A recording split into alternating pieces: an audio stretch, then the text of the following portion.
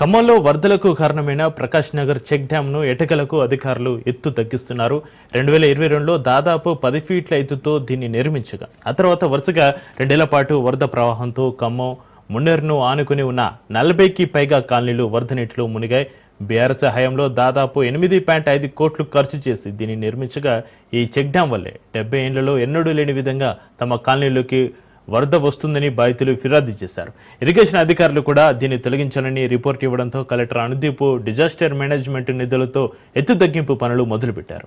Dam and వరుస cutting విధానంలో 3 రోజుల్లో 2.5 మీటర్ల మేర ఎత్తు తగ్గించాలని నిర్ణయించారు. రెవెన్యూ ఇరిగేషన్ అధికారులు దగ్గరుండి పనులు పర్యవేక్షిస్తున్నారు. ప్రస్తుతం ఎగువన కురుస్తున్న వర్షాలతో తాత్కాలికంగా పనులు నిలిపివేశారు. ఇక ఇదే అంశానికి సంబంధించి మరింత సమాచారాన్ని మా ప్రతినిధి ఉపేందర్ అందిస్తారు.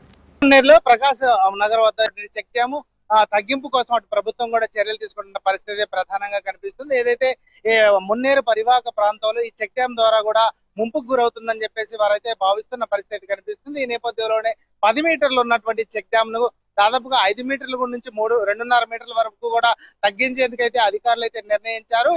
ఏదైతే ఈ బీఆర్ఎస్ హయాంలో 2022లో ఏర్పాటు చేసినటువంటి ఈ చెక్ డ్యామ్ దాదాపుగా 8.5 కోట్లతో కూడా నిర్మాణం చేపట్టారు. ఈ నేపథ్యంలోనే గత 2 సార్లు దఫాలుగా కూడా భారీగా ఏదైతే మున్నేరు పరివాహక ప్రాంతం పోలేపల్లి కావచ్చు, రూరల్ మండలం, అర్బన్ మండలంలో కూడా పలు గ్రామాలు కూడా పలు కాలనీలు కూడా ముంపుకు గురైన పరిస్థితి కనిపిస్తుంది. ఈ నేపథ్యంలోనే అధికారులు ఏదైతే ఇరిగేషన్ అధికారులు కూడా ప్రత్యేకంగా ఈ చెక్ డ్యామ్ ఎత్తు పెంచడం వల్లనే ఈ ముంపు ఏదైతే లోతట్టు ప్రాంతాలన్నీ కూడా ముంపుకు గురవుతున్నాయని చెప్పేసి భావించారు.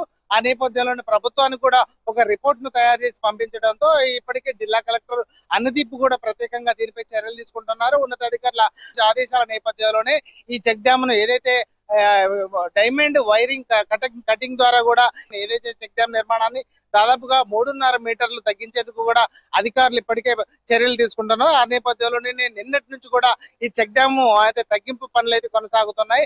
ఒక్కసారిగా వరద ఉధృతి పెరగడంతో ఈ చెక్ డ్యామ్ నిర్మాణం అంటే తగ్గింపు నిర్మాణ పనులు కూడా వెంటనే నిలిపివేయాల్సిన పరిస్థితి కనిపిస్తుంది. ఇక ఏదైతే ఆగస్టు వచ్చిందంటే మాత్రం ఇటు మున్నేరు పరివాహక ప్రాంత ప్రజలంతా కూడా కొంత ఆందోళన చెందుతున్నారు.